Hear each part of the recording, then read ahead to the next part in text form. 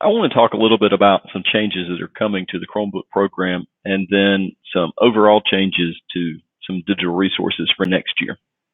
So let's start with the Chrome apps and extensions.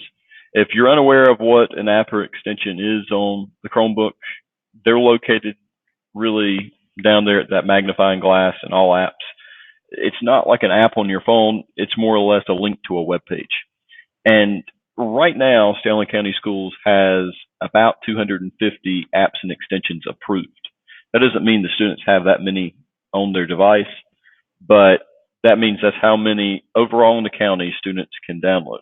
Any one school only has access to about 100, and each school has a completely different setup from any other school. This causes a few problems because if there's something that's slowing the Chromebook down, we don't know exactly what the cause is. So one thing that is going to be focused on is getting a consistent list for every school in the county to where every student has access to the same apps. Some of these apps will be removed so that students won't be able to download them. Chances are it won't affect anything that you're doing because the ones that are going to be removed really aren't being used. There's no way for us to tell what's being used and what's not being used. So if you use any of the apps that the students have, then you need to email me directly what apps you're using. Also, that goes for any of the extensions that are up there beside that URL box. I need to know that so that we know to leave those on. You don't have to be concerned over any of the Google-based things like Google Drive, Gmail, any of that, because all that will stay. I'm leaving some of those forced on, and then other things will be to the point where students can add them. The things that I would need to know are some of these third-party apps and extensions that really aren't tied to Google, but you might use them because they're helpful in class. If you have any questions about that, just shoot me an email, communicate with me, and we can work through what you may be using in class and then some things that maybe you want to look at for next year. The next change that we want to look at is Discovery Ed. Discovery Ed is possibly going away at the high school level, mainly because it's being underutilized. And by underutilized, I mean nobody really is using this resource for what we're paying. We're paying about $10,000 per site. And for the videos we're streaming, some of the videos we're paying, if you look at the cost, $100 a stream. And that is just outrageous.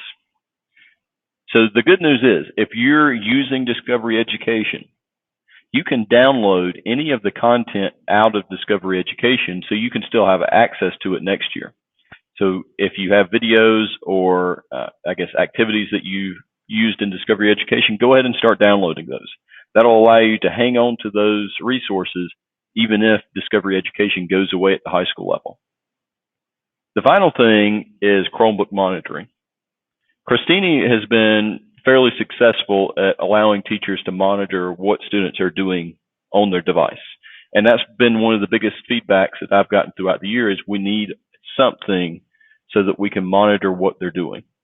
And so that's one of the pushes right now is to give you tools so that you can monitor what the students are doing in class.